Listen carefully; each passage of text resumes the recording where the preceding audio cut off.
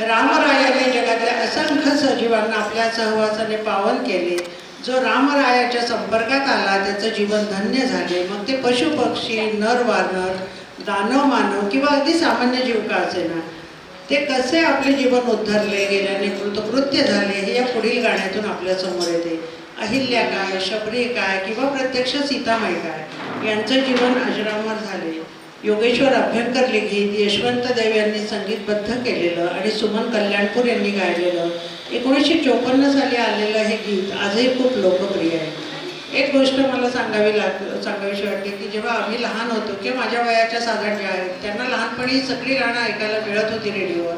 तर आता आपल्याला ते ऐकताना थोडंसं जुन्या आठवणी येतात. आता आपण ऐकूया हे गीत श्रीरामाचे चरण धरावे.